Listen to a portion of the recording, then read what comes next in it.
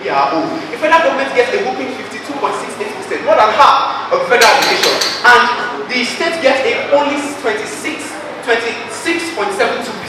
And we wonder, how exactly is the state supposed to function? Where exactly is the fiscal autonomy that we are supposed to operate in a democratic federalism? Look at what we had in 1963. We had a constitution that was enacted by our own federal House of Representatives, a constitution that entrenched federalism, a constitution that allowed the regions to control their resources and maintain their development. The golden age indeed. We saw free education in the West. We saw industrialization in the East. We saw agricultural prowess, agricultural boom in the North. The problem with Nigeria is not that these people cannot coexist. It's that these people have not been given time. These people have not been given time to decide on how they want to coexist. And what we need is not a divorce. What we need is renewed marital vows. What we need is renewed marital vows. What we need is a new covenant that is written not by selected people, not by military general, but by we, but by me, by you, by we, people of the Federal Republic of Nigeria. And our argument does not end here. As our second speaker will subsequently be mounting this stage to argument carefully before this audience that indeed the Constitution is the problem behind Nigeria. We proudly propose. Thank you. The House. The moment a nation begins to debate about its union, that is the exact moment you know that union is dead. Good afternoon, the moderator, the accurate timekeeper, panel of judges, opposition side, and the entire House. Standing today on this podium of honor, or today's in general, the first speaker from Team Anambra State College of Law Sciences. Motion for today's debate is constitutional reset versus national divorce. Is Nigeria's negotiation the problem, or is Nigeria simply an impossible? We are opposing this motion. Now I think is that it's a shame on the University of Nigeria and Zoka for the first speaker to spend 5 minutes of his time talking about the constitutional reset. Panel, there is a problem in status quo. Nigeria is on fire. Nigeria is the state of terminal economic crisis. Yet, side opposition in today's meeting wants us to sit down and reset this constitution without proving how this reset will solve this problem. Mr. Chair, constitutional reset is actually irrelevant to today's debate because it is a path we have been for 25 years. We have had 2005, 2014 national conferences and countless House of Union. Yet, that follows billions of naira, yet that is no success. This indeed proves that the problem is beyond the constitution, the problem is fundamental, and the problem is Nigeria's core identity crisis, which is the main substantive I'm using today's debate. Ladies and gentlemen, Nigeria is an artificial construct that was created by British companies in 1914. We had never had a national conversation whereby distinct ethnic nationalities agreed to be one. How can you reset what you never consented to? A burden for the team and the University of Nigeria. Ladies and gentlemen, the same Team UNM actually argue about our economic interdependence that proves a possible union. But we'll laugh at that petty idea in today's way. What indeed proves a possible union? A possible union is to require a shared national identity, a mutual trust, voluntary consensus that depends on how they should be governed. Constitutional and economic interdependence does not prove a possible union because even Germany and France, that are two independent nations, yet they are economically independent. Ladies and gentlemen, I think that Team UNN actually misses today's point. Like I said, that there is a problem in the status quo, yet they have failed to prove how the recent happenings in Nigeria are a sign of a possible union and how this constitutional reset promises to eradicate them. On April 15, 2036, there was a horrific case of police brutality at Delta State. May 29, 2036, a mathematics teacher, Michael Onyedeku, was beheaded on the live state. The board on the live state, is this indeed the possible union we are voting for in today's debate? Definitely not. The entire House, you will bear witness that we have wasted a whole lot of resources trying to reset this constitution, but the greatest resource we have wasted is time, which is why we are proposing for a national divorce. And our only way we are using to achieve this is revolution. We define revolution as a radical connected uprising whereby the citizen and the population use social media hashtags to bypass state censorship and through mobilizing this community and churches towards protect and vote for revolution. Why is our mechanism workable in today's debate? 1. USA achieved their independence in the 1770s with revolution. 2. It works faster and better. 3. It is what we use to end the SARS brutality at October 2020. Before then, we are begging the federal government to end SARS brutality. It fell on dead end. But immediately we launched the end SARS protest on October 18, 2020, it told the federal of today's debate, as highlighted by WHA Social Journal Sciences, we already have groups clamoring for divorce. We have Biafra Republic, we have Oduduwa Republic, we have Anua Republic, and we have the Niger Delta Republic. We should vote for this revolution so that the National Assembly will sit down and work this out. Panel, why should you vote for this?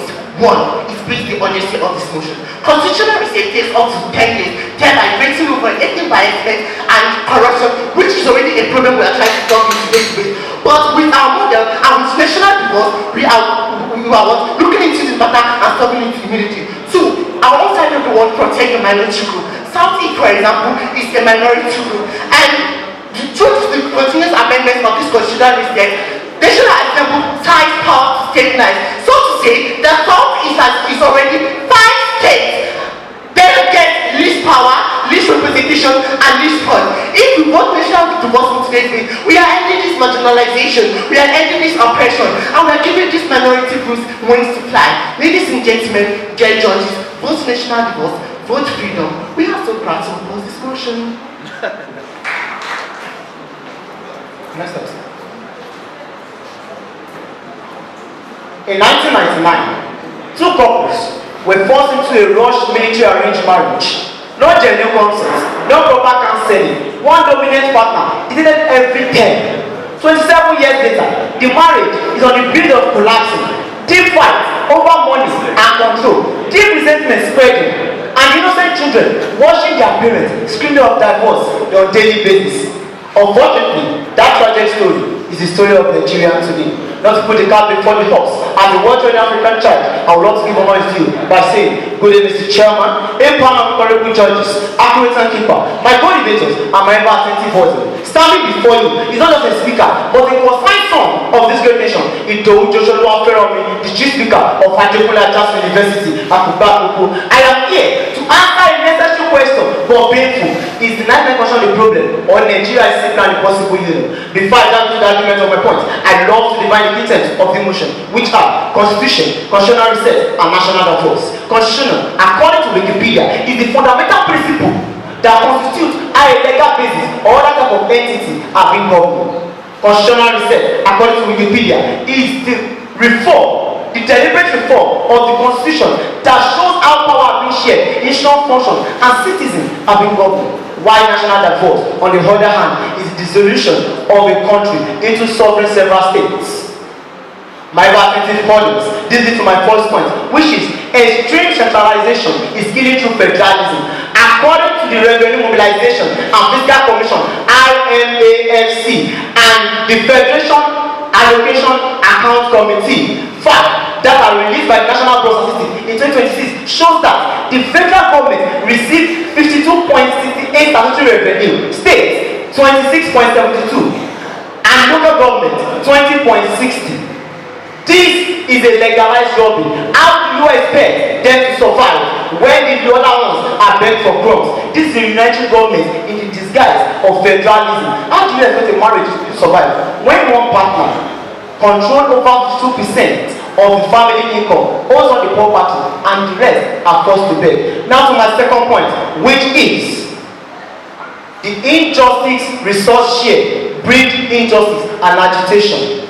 According to Section 162, Section 2 of the Nigerian Constitution, states that, and I quote, the oil producing state receive 13% of the revenue that they generate from the crude oil which is generated for their country, despite the damages that they bear, the farmland, the polluted rivers, and yet you are expecting them to manage 13%. This is a legalized lobby. According to fact data released in April 2020, shows that the oil producing state still follow this formula that breeds agitation and injustice. Furthermore, cosmetic amendment is like a marriage counseling on a sinking ship. Cosmetic amendment, which is the amendment that we do on a daily basis, earlier stated by my opponent in 2014, and many sworn that we do cosmetic amendment. There is no improper national sovereign that come together to decide what to do to this constitution. Honorable one of judges, my ever-attentive audience, it is time for painful truth.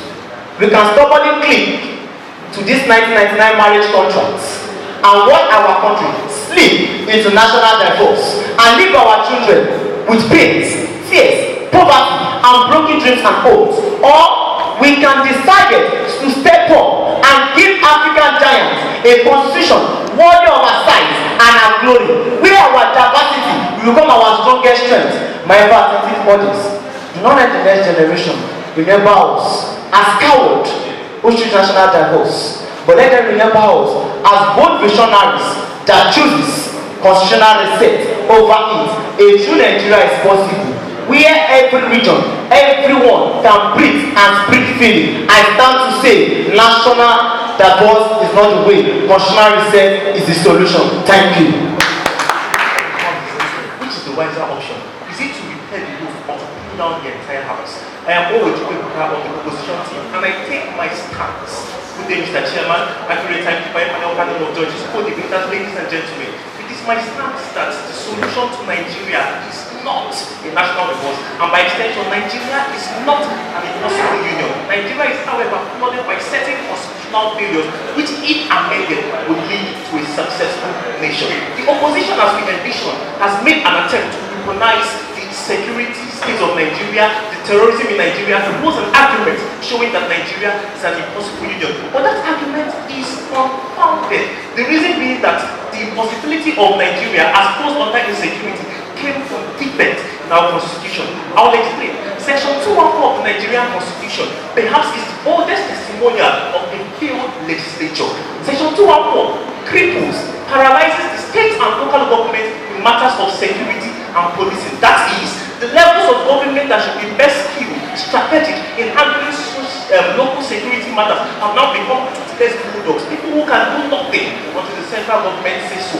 That cannot only be solved not by national divorce but by amending the constitution, which is why I pose it to the opposition.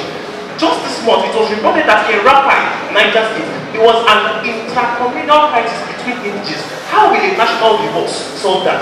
Earlier this year, the European Union reported what they called a resurgence of communal violence in Abia State among the villages. How will a national divorce solve that? Only a constitution that empowers the local security to act as security mechanisms can solve that. Another major ground upon which it is usually argued that Nigeria is an impossible union is based on the nepotism as has been canvassed by the opposition team, especially in resource sharing and the handling of other national matters. And perhaps we share in the sentiment of the opposition to say that nepotism is a vice. But I enjoy you to agree with me that it is a constitutional enabled vice. I will explain. Recently there was an uproar in Nigeria as to why certain terrorist groups seem to be apprehended, resuscitated, rehabilitated, and sometimes even recruited back into the army, while all that terrorists, so to say, are moved from state to state, incarcerated, and sentenced to life imprisonment. That problem is a constitutional one that was enabled by Section 147, Section 211 of our Constitution that allows the Attorney General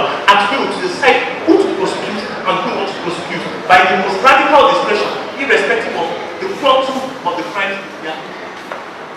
The Opposition Party has given us a rational and convictless voice in today's debate. They are utterly confused and they lack the critical listening skills required in everything debate as of today. And then can I also say this? The Opposition Party as well has given us concepts, strategies, speech that looks like AI generated concepts and not real world data. Whenever the government becomes destructive, it is pushed right to abolish it. U.S. Act of Independence, 1776.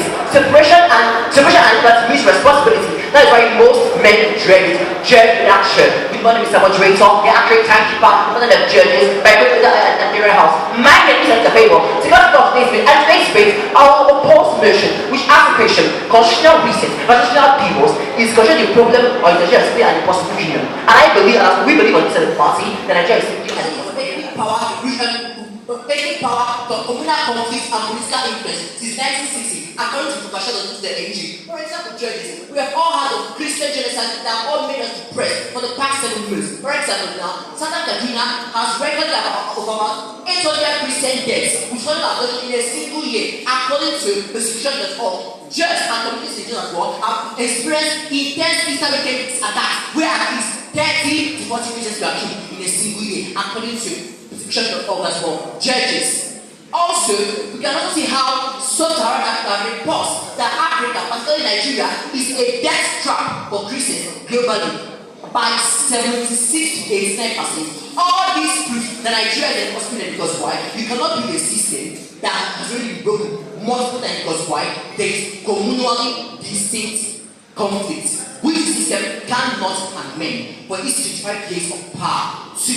National difference as an economic tool to help countries grow better economically. Churches, when nations divide, it's hard to grow their GDP, manage their resources, and grow their human capital. For example, churches, unlike prohibition parties that are Asian ballots, ignorant state-based. Church, for example, when USS Arrow broke up in 1991, its 15 countries, for example, Azerbaijan became a key oil producer. Its GDP grew from 25 to 26% after it broke up for centuries in 1991. How much was South Sudan that broke up from Sudan in 2011? Its GDP grew from 65 to 75% after it broke up from Sudan in 2011, according to U.S. information analysis article titled Post-Soviet Union Legacy of 1991. Also according to article titled 7 Debt Crisis in Sudan by Radio Russia. Churches, Nigeria, even Slovenia was also able to pay off their debt of $96.9 billion after they broke up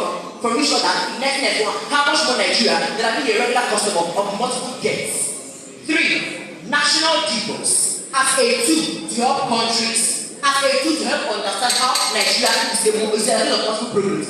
Judges, Bob, Mr. Chair, we have a history in this country of nepotism, tribalism, insecurity, insurgency. For example, now we don't see how insurgency exists in Nigeria. We have the story of a young girl called Mirabila who was found naked and then is said to marry himself. Judges, doesn't this even prove that it's so poor people that were meant to trust within the system are also communal hypocrites who commit operation behind closed doors. Judges, Nigeria has failed beyond repair. This question has been fixed multiple times, up to 5 times, and yet the problem lingers. Are we fools? Are we ignorant today? No, we are not going to progress like the actors did. We see the problem, we address the problem, and we don't paint worse with chivalry and boldness. No. Therefore, the only sensible option to fix this system is what? Divorce. Like other countries do. Actually, how 18 countries do so, and they succeeded. How much more Nigeria that cannot even say anything in 1.8 points? And I'm proud to oppose and without faith. Here to buttress more on what my speaker said. A white man once said, and I quote, "A constitution is not a mere document, it is the vehicle of life." My opponent, you said the Nigerian constitution has been fixed over time and the national divorce is the next solution. Do we realize that if national divorce is the next solution, a competition like this will not be able to hold, because the primary objective of Uoesd is to bridge the gap between ethnics and diversity. This is to my first point, which is constitutional research promotes inclusivity and unity. Many of the agitation that was raised is towards the system of government, not the existence of Nigeria itself, from the Biafra to the Bodujua. It is because there is lack of inclusiveness into the system of government, from the resource share, politics about appointments, and many more. But if there is a constitutional reset and everybody is being involved, the national unity will be stronger and Nigeria will move forward. Secondly, is that breaking up and reset. Reset is more practical than breaking up. In breaking up, it raises questions about our debt, our identity, our citizenship, and many more. But in the constitutional reset, it will bring us together to become as one and think towards progress as one. This is what the main primary objective of Uoesd is. And lastly, to my third point, which is the 1999 Constitution has breached insecurity. Taking the Oyo State kidnapping as a case study, Governor Makinde came out and he said he has little he can do about it because of what? The Constitution did not give him the right to control the armed forces in the country. Section 217, subsection 2. Before I leave, I will leave you to quote of thoughts by Chinua Achebe. And he said, and I quote, "Until the lions have their own stories, the issue of the pot will always verify the water." And therefore, I will tell you about Igbo adage, which says that when a man is standing on a narrow line and he sees the beer of the man of him catching fire, what does the man do? He begins to pour water on his own beer. He does not try to evade the problem. Mr. Chairman, panel of judges, accurate timekeeper, my worthy opponent, and of course, ladies and gentlemen of the audience. My name is Maki Penyo Chimberuma, the third speaker of Team Elite of Team UNN. You see, our first speaker has come here to actually explain that Nigeria's problem is defective constitutional structure. Our second speaker has come here to tell you that national divorce is a dangerous prescription. And now, I am here to ask you one simple question. What has history taught us? You see, the first countries to have their beards get burnt are those who chose separation over reform. Now, you mentioned South Sudan. Let us take a look at South Sudan. South Sudan had independence, and they celebrated it as independence and as freedom. Yet 2 years down the line, descended to the chaos of civil war. How do you address that? That is because the problem was never the map. The problem was governance. And before you say, of course, Nigeria will be different. Nigeria will not. Nigeria has learned this lesson. In 1967 to 1970 civil war, where millions of lives were squandered on the altar of liberation and freedom. This is what a history is trying to tell us. It is begging us to not renew that tragedy. And let's say for some reason secession will work, it will begin like in diplomatic isolation. And it's because the African Union and other community of the international community uphold the doctrine when they uphold the territorial sovereignty of already existing states. And it's for that reason that unilateral secession rarely receives international recognition. Except if, of course, it is the idea of the basis of the opening side that, we begin life in international alienation like Southern Rhodesia in 1965. And let us say, by any stretch of my imagination, I decided to conform with the argument of the opposition. The argument is still very, very flawed. Because Section 201 of the 1999 Constitution prohibits secession, meaning that it takes them back to the very point they are trying to refute, which is constitutional amendments. In conclusion, what Nigeria needs, as my first speaker said, it is not a divorce, it is new marital vows. The issue that history trying to tell us is to see the fire, to not get bored, to learn from it, and to make better decisions. What is our better decisions? To gather together, to not just be cowards in out of separation, but instead to pick unity, to pick reform. God bless Nigeria. God bless the state. Thank you. The proposition mentioned the Biafran war, but have we forgotten the massacre of our Igbo brothers that happened in the country? Can you tell me with your full chest that this insecurity and these killings have actually stopped? Go there to the chair, panel of judges, African people, our co-debaters, and our ever-listening audience. My name is Obi Kweliwe Chebech coming from the third speaker from Tim's front. We are arguing that the 1999 Constitution is not the root problem, and that Nigeria's problem is actually deeper, fundamentally and structurally. At its core, Nigeria is an impossible union, and no amount of resetting or amending a piece of paper can fix a bond that was never meant to be. Can the opposition side tell me a particular clause that they hope to add in their constitutional reset that will stop the next threat attack, church bombings, and even corruption? Obviously, there is none. And the reason for this is because you cannot legislate this into a house that is already filled with ideological hostility. If your solution is a redrafted document, then you have already lost this argument. Because the issues and conditions that exist in this country is not because of a loophole in the Constitution, but because the union itself has no shared soul. If I ask any Nigerian in the audience today, who are you? The first thing you will tell me is that you are Igbo, Yoruba, or Hausa. You will not tell me that you are Nigerian. And that is not an accident. The reason for this is because Nigeria is a nation where tribe holds the first loyalty before the nation. And we see this in every argument about whose turn it is to rule, and not who is qualified to rule. This mindset has eaten deep into the structure of our nation, and they tell us that restructuring and amending the Constitution will fix this issue. To ask ourselves, restructuring and amending the Constitution has been the recommendation of every single conference held in 1999, 2005, and 2014. But when it reaches time for implementation, it gets blocked by the same group benefiting from the central holding power. Former President Goodluck Jonathan mentioned in the 2014 report that there were 600 recommendations alone in 2014. But where is it now? It has been completely abandoned. It has been completely abandoned because of our insecurity and because of the paralysis of our institution. This is not a plan, but a documented pattern of failure. When do we stop trying and seeing it as hope and seeing it as this is a denial of our deep structural deficits? Nigeria is an impossible union, and my teammates are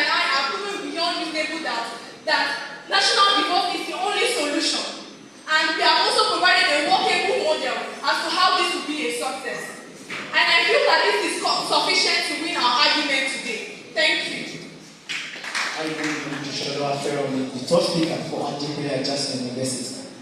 We keep clamoring about national divorce. Have we ever truly considered the disaster that's going to come with it? Have you imagined a very blessed Igbo man doing business in Lagos has to move because of national divorce? If unity is not possible, why do we have national union of assembly? Why do we have the same currency? And why do we still come together to vote for just one president? And why did the vice president of President Tinubu come from the north if national unity is not possible? The only problem we are having is the constitution, which has been a major problem for us. Because of what? It is the military straight jacket over millions of tribes without counseling, without attention, without consent. We were just brought together as one. And yet, the constitution was made in favor of the military as at that time, which is the only thing we have failed to address as a country. My chief speaker and my supporter speaker have bring this point to us. I believe that with the point, illustration, and statistic giving, I don't think we need a therapist or a psychologist to make us believe that national divorce is a no-go area. Constitutional research is the only solution this country can use. Thank you. All that needs to be said has been said, and the fruit falls in the implementation of constitutional research. The opposition in this debate had just one job. They were to show us that a national divorce is possible and practicable. They failed in that assignment, and they were to also show us that it is the automatic solution to all the problems we face as a nation, including woman pregnancy, woman's house, and the slave that follows business. They failed in that attempt. Therefore, we are inclined to agree with the opposition who have shown a nexus between certain constitutional provisions and certain problems that have been allowed by those provisions. That being said, we vote for constitutional research. And I'll leave you with the eternal words of our national pledge. I pledge to Nigeria, my country, to be faithful, loyal, and honest, to serve Nigeria with all my might, to defend my unity, and uphold her honor and glory. So many things. Amen.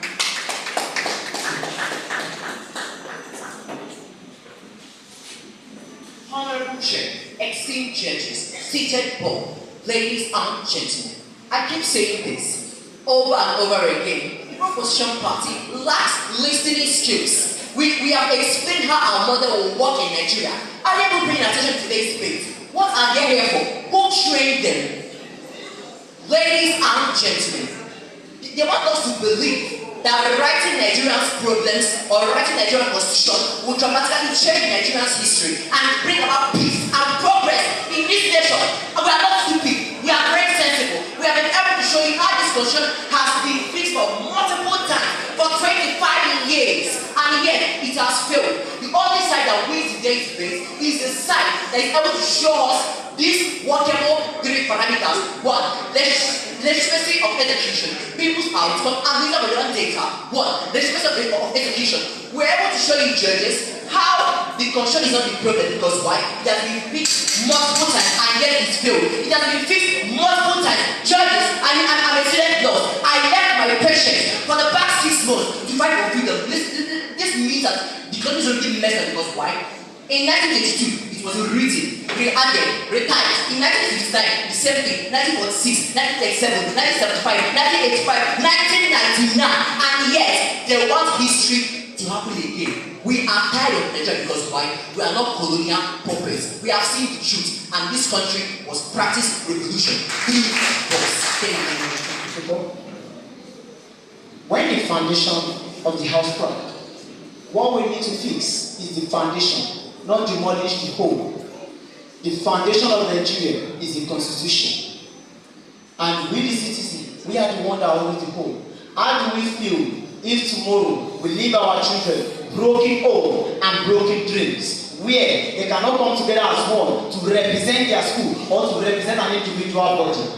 My attentive audience, with this golden point that the Articulate Justice has given you, I believe and I know that giving the aspire to desire the require you to believe that constitutional research is the solution. Thank you.